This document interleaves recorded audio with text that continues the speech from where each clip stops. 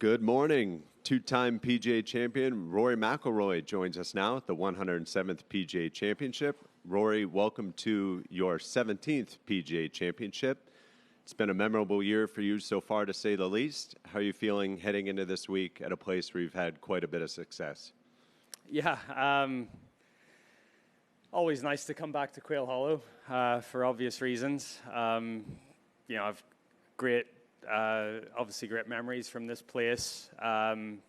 First win on the PGA Tour 15 years ago. Winning last year. I probably played, my best golf of the year last year here, especially at the weekend. Look, it's been an amazing 2025. There's been a lot of great golf played, but there's still a lot of golf left to play this year. So, I'm excited for the journey ahead. Looking forward to this week.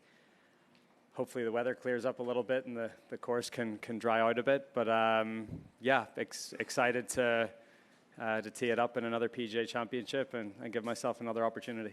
That's great. Thanks, Rory. We'll open up for questions starting on mic 13 and then over to 9. Hi, Rory. Xander Schauffele said recently that the prospect of you playing in majors without the burden of chasing the Grand Slam was scary. Do you see yourself as scary, or how would you describe your prospects going forward? I'm just the same person. I turn up and try to have the same attitude and the same approach to each and every tournament and try to get the best out of myself. And some weeks that results in wins and some weeks it doesn't. And, as long as I approach every week that way, all I can do is go out there and try to play the golf that I know that I'm capable of. And, as I said, some weeks someone just plays better than you, and other weeks, it's your time. So, I've played over 400 events in my career. I've played a lot of major championships, and I know how these things go, and you just got to go out there and play. One of the things that I talk about with Retooling all the time is you just keep playing until you run out of holes, and hopefully by the time you run out of holes, whoever decided that 72 holes was the end of a golf tournament, hopefully your score is better than everyone else's. Or 73 holes at the Masters, obviously. Or 73, yeah. Up to Shane. Okay. Rory over here. Quick hypothetical for you.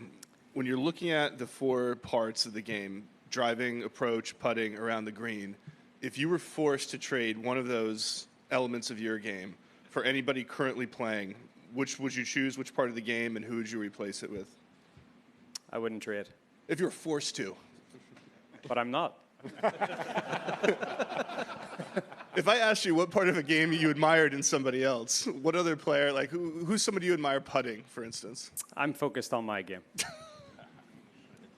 All right. Mic 3 and then mic 2, please. Rory, you said at Augusta that you were going to be playing with house money. Can you describe what it's like how you feel now that you are playing with house money? And has the pressure of the Grand Slam been replaced by any other form of pressure? Look, I've achieved everything that I've wanted. I've done everything I've wanted to do in the game. I dreamed as a child of becoming the best player in the world and winning all the majors. I've done that. So everything beyond this, for however long I decide to play the game competitively, is a bonus. Bob? Rory, what is the wet conditions mean for the course, for the tournament, and does it favor you? There was always that sort of notion that this was good for you. Do you still believe that?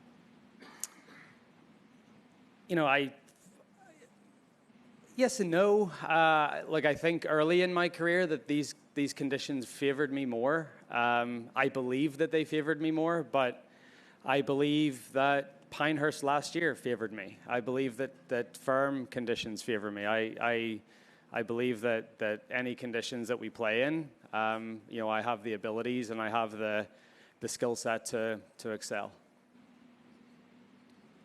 We'll go next to mic 16, followed by mic 9, and then 6. Rory, how are things at back row here? Now that you've done the Grand Slam. Do you have another North Star or ambition, one grand target which is motivating your career from here?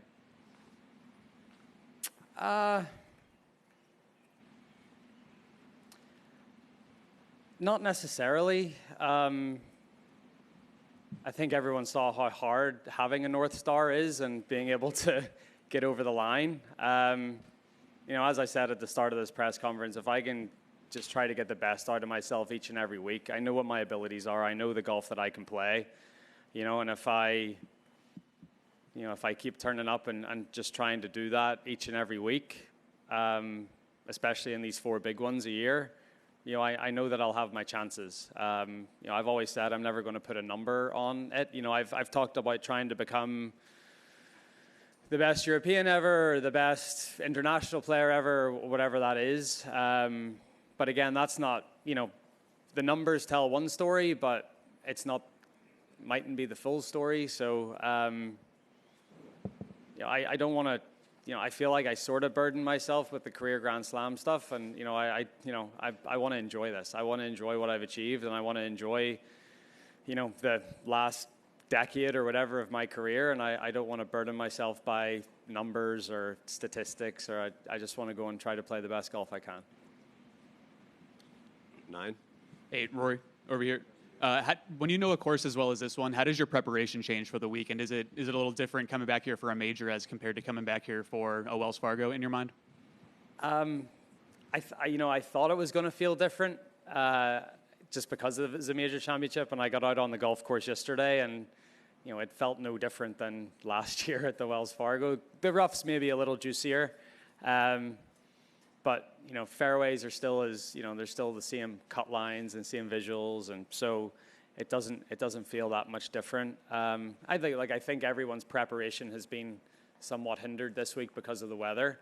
I decided to fly home from Philadelphia on Sunday night. I spent a day in Jupiter. I got a couple hours practice at home at the Bears Club before I came up here on Monday evening. So, I feel like I've prepared the best way that I could. I played the front 9 yesterday. I'll play the back 9 today. And it's not as if I don't know this place. So I think it's a matter of, just making sure that every part of the game feels in a good spot. And because we all know this golf course so well, it's not as if you're going to glean anything new from a strategy perspective. It's just a matter of stepping up and hitting the golf shots when the gun goes on Thursday. Is the strategy the same in how you attack the golf course, or does that change as well? No, I think it's the same, especially with how soft it is. I think you have to be super aggressive off the tee, and then you just have to pick your spots going into the greens. Gabby? Rory over here. Gabby. Looking back to 2010 here, I know it was 15 years ago. What do you remember from that week, and how important was that win really for you at the beginning of your career here? Yeah, I wasn't even supposed to play this tournament in 2010. I missed the cut at the Masters, and I was struggling with a bad back. I went and got an MRI scan when I went home, and it showed some edema and stress around L4, L5. And the doctor told me it's probably better if you rest for a few weeks and not play. The weekend before, I played a round of golf at Royal Portrush, and I played really, really well.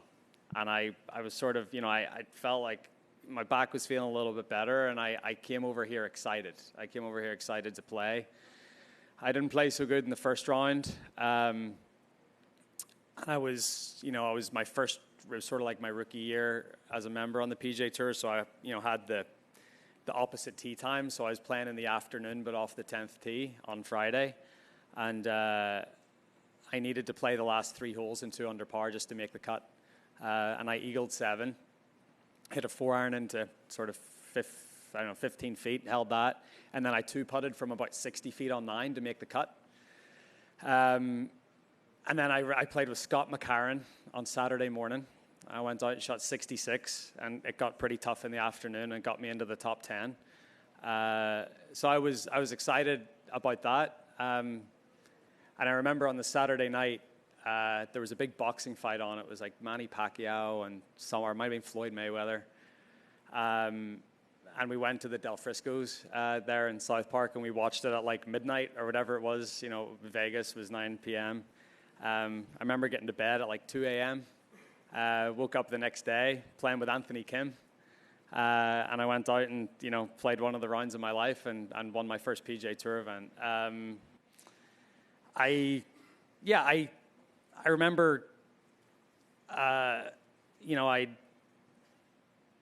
got off to a pretty decent start, and then I birdied 11, and that's when I thought, okay. And it was the first time ever where, I'd got myself, I'd been playing pretty well that year, but not as well as this. And I set myself a target score. I think I birdied 11 to get whatever it was in the tournament. And I said, okay, if I can get to like 13 under par, I might be able to win this. And I think I got to 13 under par playing the 15th hole. So then it was just a matter of trying to, do what I needed to do. And it was an amazing day. And it feels like such a long time ago, but at the same time, I can remember that. I think those important things, the first, whether it's your first win or your first major or whatever it is, like those things stay with you. And I think part of the reason that I've played so well here since is, I had that positive moment and those positive memories. And every time I come here, I just those good feelings get rekindled. So it's been a good place for me. Take two right here with Mark and Alex. Hey, Rory. I'm assuming that your reaction on 18 at Augusta was a bit of an out-of-body experience. I'm wondering, as you've gone and looked back on it, what your emotion is when you look at that and just your recollection. Yeah, I've tried not to watch it a lot because I want to remember the feelings, and I want to, I've talked about this before. I think when I rewatch a lot of things back, I then just remember the visuals of the TV rather than what I was feeling and what I was seeing through my own eyes. So I haven't tried to watch it back too much. But anytime I have, I well up. I still feel like I want to cry. But yeah, it was an involuntary, I've never felt a release like that before, and I might never feel a release like that again. That could be a once in a lifetime thing, and it was a very cool moment.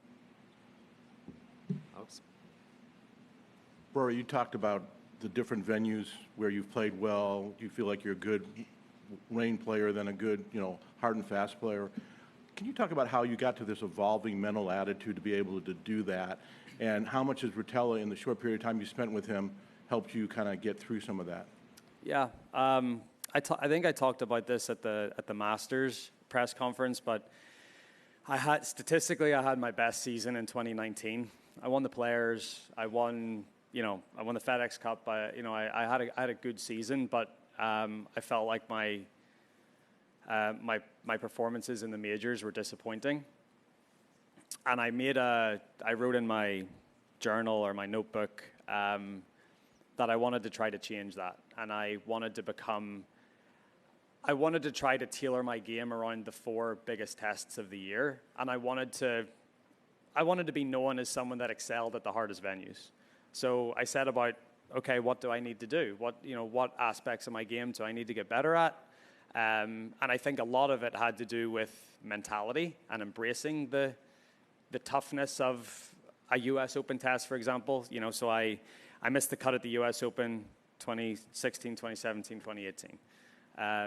And if you look at my results since then, I haven't finished outside the top 10 in the U.S. Open, and that was a real effort. I wanted to be known as a player that could excel in those toughest environments. And even though I haven't won a U.S. Open since then, my performances have been a lot better. And it was really about trying to retool my game in some ways, trying to master some shots that I hadn't quite mastered, and probably haven't still mastered, but I've got better at them. And then just, the attitude thing is a big thing. Working with Rotella pretty consistently since 2021. I've sort of went on, we've worked on and off for quite a while, but really consistently since 21's made a big difference. Up to mic 17, please. Hi, Rory. Bryson said after the final round at the Masters that you barely spoke to him because you were so locked in. Just wondered your perspective on that and if you've had a chance to speak to him since that Sunday. I don't know what he was expecting. Like, I mean, we're trying to win the Masters. I'm not going to try to be his best mate out there. Yeah, look, everyone approaches the game different ways. And yeah, like I was focused on myself and what I needed to do. And that's really all that it was. You know, it wasn't anything against him or against it. Just I felt that's what I needed to do to try to get the best out of myself that day. Got time for 3 more. We'll wrap it up with mic 7, 20, and then here on 3. Rory, when you're playing practice rounds in wet and soft conditions, what is then the difficulty of having to make an on-course adjustment as the greens will eventually firm up come the weekend? Yeah, I tried to hit a lot of downhill putts yesterday just to try to feel like what the speed of the greens might be like towards the tournament days. But yeah, it's a little different. You know, that the chip shots are reacting a touch differently. You know, the sand is firm, so you're probably getting a little more spin out of the bunkers. Yeah, it's probably not a true representation of what we're going to face this week in the tournament days. It looks like it's going to dry up, especially at the weekend. So I think it's just about getting more familiar with, or refamiliarize yourself with the greens. We sort of all know where the pin locations are going to be too. So certain hole locations and, you know, hitting chip shots or putts from where you think the ball's going to finish. And it's more of that. But yeah, you know, these 3 days haven't been, you know, probably won't be a true reflection of what we're going to face during the tournament. Yeah, Rory, just wondering, what's it like to achieve the dream of a lifetime? Was it different than you maybe expected it would be? And is one dream of a lifetime enough for any man?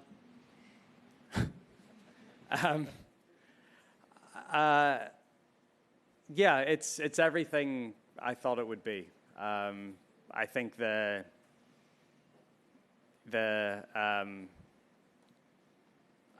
outpouring of support and congratulatory messages has been absolutely amazing. And yeah, look, everyone needs to have goals and dreams, and I've been able to, you know, do something that I dreamed of for a long time. I'm still going to set myself goals. I'm still going to try to achieve certain things, but I sit here knowing that very well could be the highlight of my career. So that's a very cool thing. I want to still create a lot of other highlights and high points, but I'm not sure if any other win will live up to what happened a few weeks ago. Doug? As a winner of all 4, if you think back to Kiowa and even Valhalla, what's it like when they hand you that Wanamaker trophy and you go to lift something that feels like it's got 2 bowling balls in it?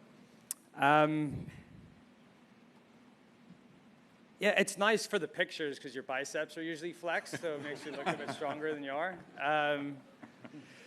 But it's very cool. It's a very cool trophy, and you know you've beat, you know, one of the strongest fields, if not the strongest field of the year. And yeah, you know, it's a huge championship in our game with a lot of history. Did you know it was that heavy? Yeah, I mean, it looks heavy. It's big. I mean, I didn't know how heavy it was, but it's pretty meaty. Did you lose the top one year? I feel like you did. Ted Bishop lost it, I think. Ted lost it. Yeah. Ted was the one that dropped it. I caught it. So. Thank you. Thanks for your time, Rory. We appreciate it. Thank you.